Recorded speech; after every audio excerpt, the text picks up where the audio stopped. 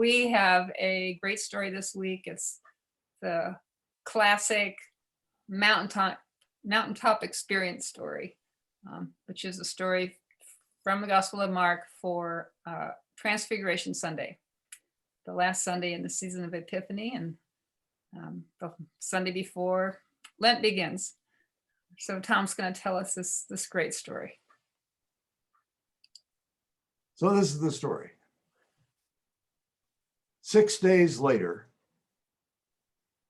Jesus took with him Peter and James and John and led them up on a high mountain apart by themselves. And he was transfigured before them, and his clothes became dazzling white, such as no one on earth could bleach.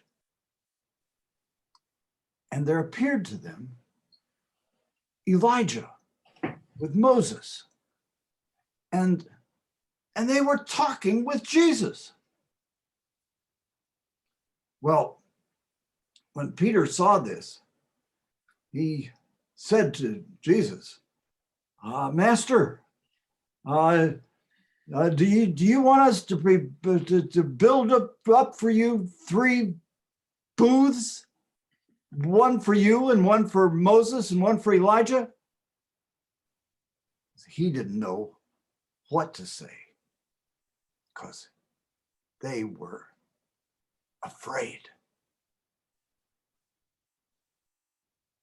And then a deep cloud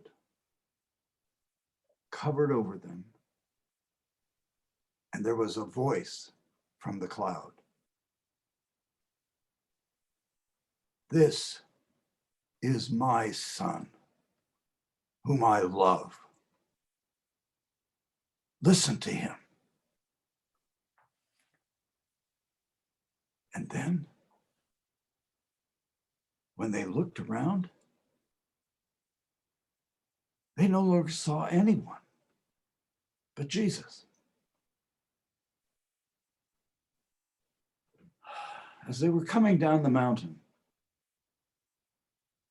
he told them to say nothing to anyone about what they had seen until the Son of Man had been raised from the dead.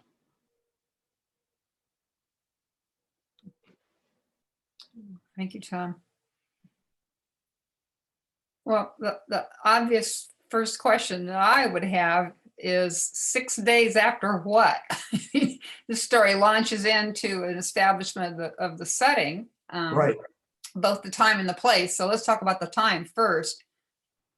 Well, it's 6 days after the Messianic confession, after Peter's answer to Jesus' question, who do people say that I am? And Peter said, you are the Messiah. And so after that, I don't know, clarification, that identification of Jesus' identity as the Messiah, that was followed by the prophecy of his death and resurrection. And then the discipleship discourse, in which he made it clear that anyone who would become his disciple would have to take up their cross and follow him, which implies that they would also follow him on a way that might lead to death. So this comes 6 days after that. Yeah, so that's a pretty significant revelation that Jesus made his disciples, and in particular to Peter. Yep, that's right. Story. It's also an echo of the story of Moses. So I think I'll read it for you so you can hear the connections between this story, which are many, with the stories of Moses. So Moses went up on the mountain, and the cloud covered the mountain, the glory of the Lord settled on Mount Sinai, and the cloud covered it for 6 days. And on the seventh day, he called to Moses out of the cloud. So Moses entered into the cloud and went up on the mountain. So this story echoes the story of Moses. Right. We And didn't have Moses in it as a character.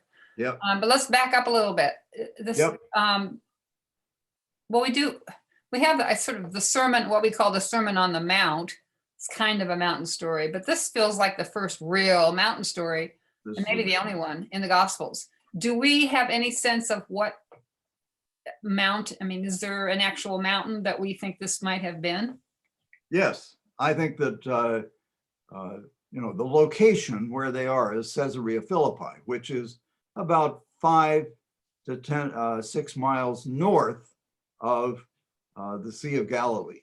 So it's at the northern boundary of Israel, and it's in the foothills of Mount Hermon, which is a 10,000 foot mountain that has snow on it and on the top of it most of the year.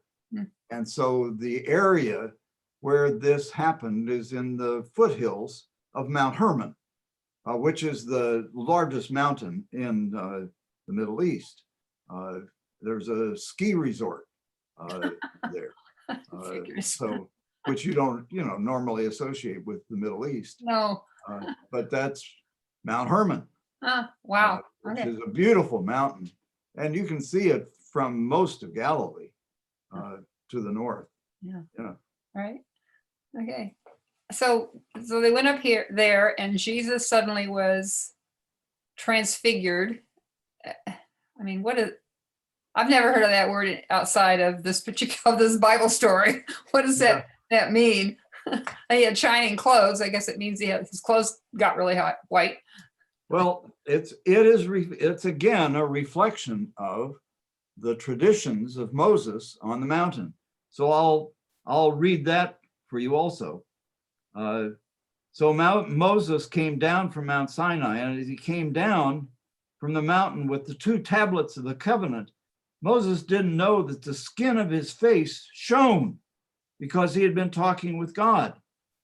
And Aaron and all the Israelites saw Moses. The skin of his face was shining, and they were afraid to come near him.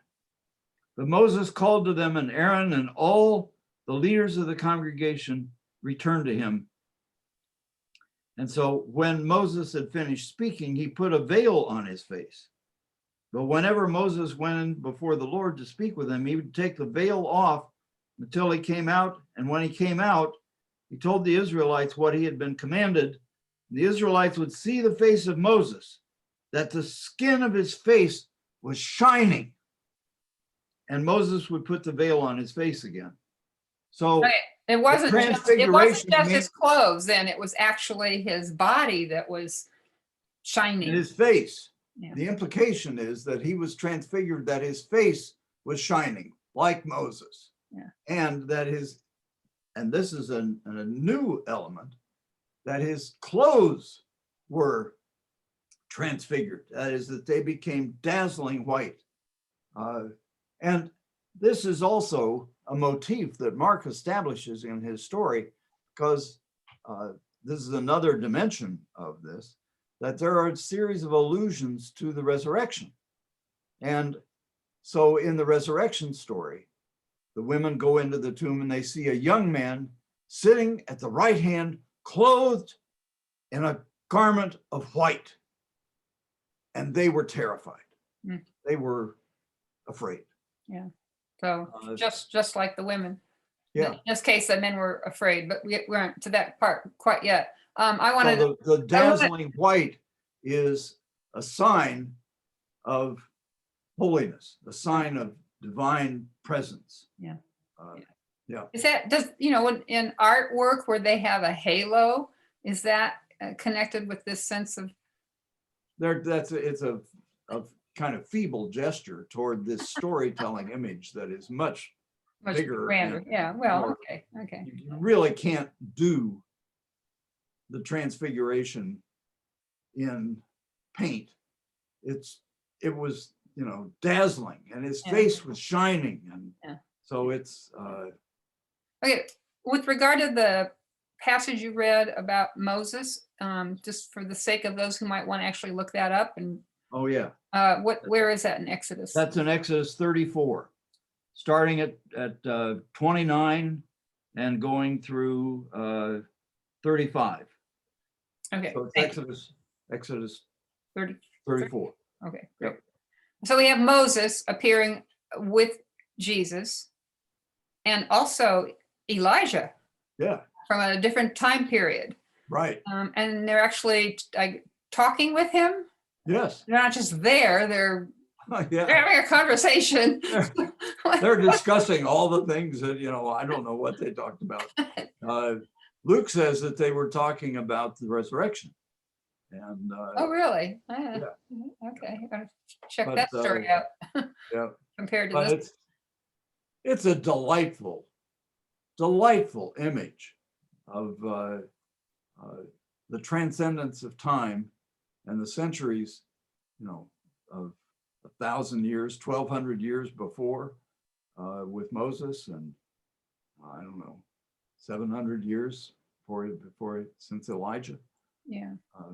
So Well, I mean, this one way to understand this was an actual, this happened, historical fact type thing, which, who's to say that it didn't, but also it might also be that Mark is trying to communicate something to us, to the audience about Jesus. So what would you say is the significance of Jesus talking with Moses and Elijah? well, this is a decisive sign that Jesus was divine, was holy, was uniquely related to God, and that the signs of divine presence were with him. And it's, it's Moses plus. So it's Moses and Elijah plus with Jesus. So it is when it says at the end of Peter's thing that they were terrified. That fear is awe. It's awe at divine presence, Right. and of being in the presence of the holy. Yeah. Sometimes referred to as the fear of the Lord. I mean, that's kind of the phrase Right. that is used. Right. But going back, so we have this scene established with Moses and Elijah talking to Jesus on top of the mountain, and Jesus is glowing or has been transfigured. Right. And then the next episode, we have Peter. And Peter actually has a speaking part in here, all the way that you had him speak was trying to communicate something there with your he was kind of stuttering. He didn't really know what to say. I think that's what you're getting at. Yeah. Well, but and that's so what finally, when he finally, kind of got it, or what he said was, do you want us to build a dwelling for each of you? Which I think I've heard translated as booths. Yes. Sometimes, is that correct? Yes. No. What is that? What does that refer to? Well, the translation dwellings is an effort to make sense of the Greek word, which does mean booths, and it's an allusion to the festival of booths, which was the most joyful festival in the year. It was at harvest time, and people would build booths in the hills, and they would kind of move to the hills. It was kind of they'd each build their own little booth, and the families would live there for a few days. And so it was, everybody going to camp out on the mountains and to celebrate the gifts of God, to celebrate the harvest. And so this is an allusion to, the only connection that he could think of was, well, do you want us to build, places for you and Moses and Elijah to hang out together. Yeah, he didn't know what to say. Yeah, yeah. It's nice we have that Mark gave us that little explanation of Peter's internal. It's really an internal view of him, isn't it? Inside Yeah. view. That's what we would call it. So, Yes, it is. yeah. And it's also an indication of how the story was told, that Peter was afraid and that he was stammering and trying to. Well, we don't know that it was stammering, but No, he didn't. Well, yeah. I don't know. That's a way. That's how you interpret it. However, you would Yeah. communicate some degree of fear. Yeah. So, and then this cloud descends, which you were reading from Exodus. So that's almost like a motif, I guess, with regard to Divine God. presence. Yeah, divine presence, which would make me think we have a lot of divine presence here in Ohio. Clouds are, well, okay.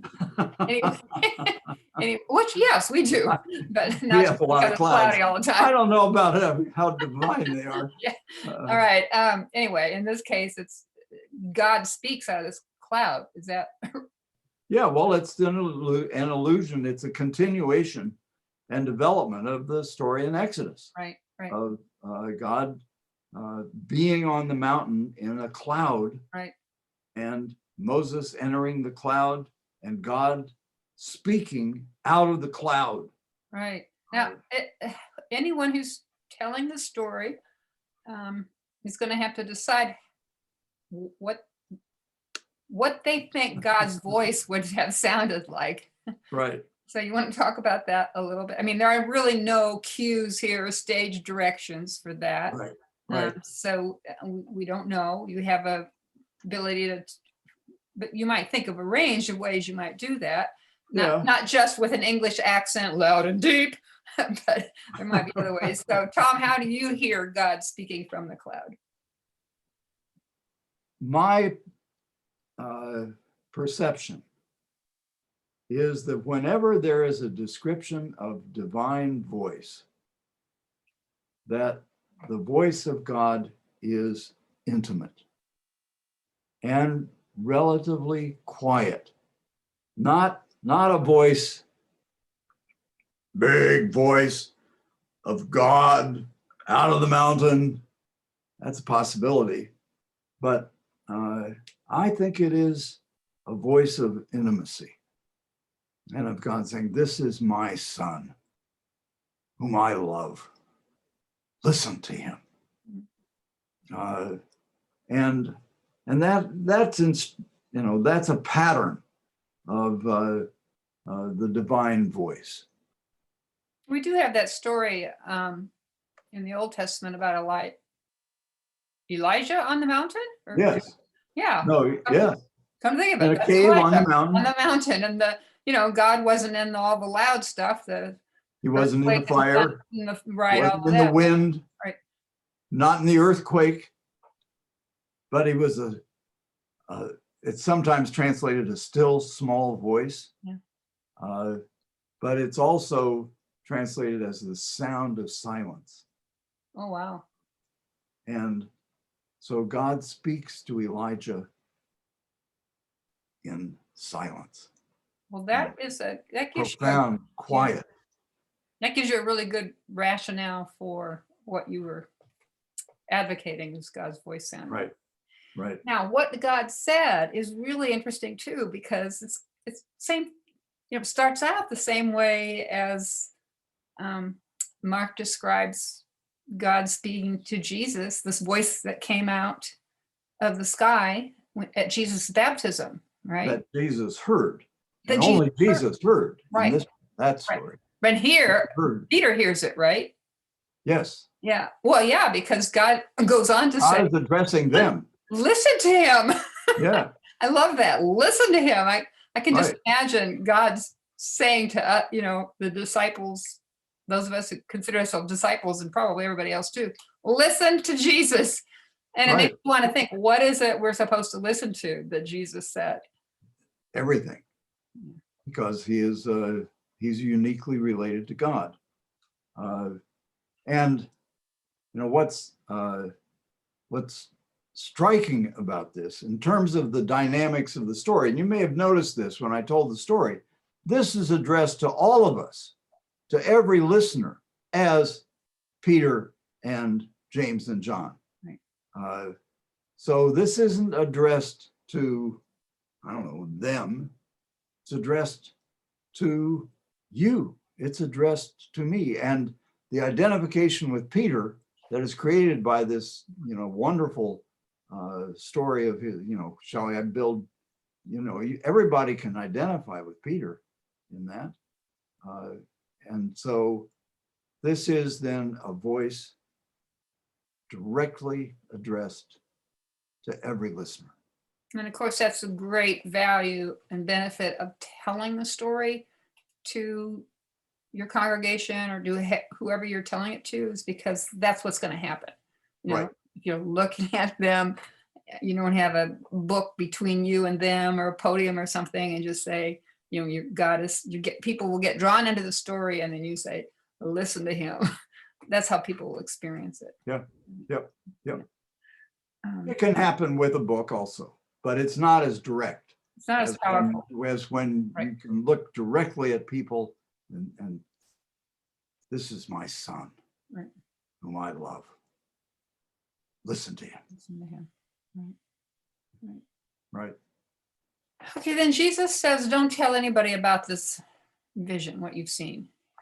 Peter, James, and John, don't tell anybody. Why do you think he wanted them to keep it quiet? Well, this is related to a whole series of times when Jesus tells the disciples and various people to be quiet and not say anything, just like with the first instance is the leper. And he said, now, see that you say nothing about this to anyone, but go and present yourself to the priests and offer what is required by the law of Moses, as a testimony to the people of your cleansing. But he went out and began to preach and to tell the story everywhere. Well, that motif is picked up several times through the story. And this is one of the most graphic of those, Jesus coming down the mountain and saying, now look, you don't say anything about this to anyone.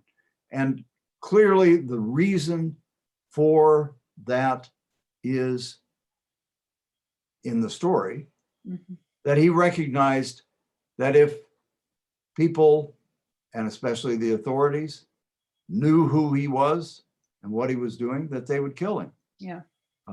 And that's exactly what happened. Right. When he, at the trial before the Sanhedrin, said, in response to the high priest's question, are you the Messiah, the Son of the Blessed? He said, I am. And immediately after that, they condemned him as worthy of death. So at this point, it wasn't time yet. No, it wasn't time yet. Right. Okay. And our last question that we're always asking of these stories is, what, if any, are the connections between this story, in this case, the story of the Transfiguration, and ministries of justice and peace today? Well, this is a classic story of the gospel of Jesus as the Messiah of peace.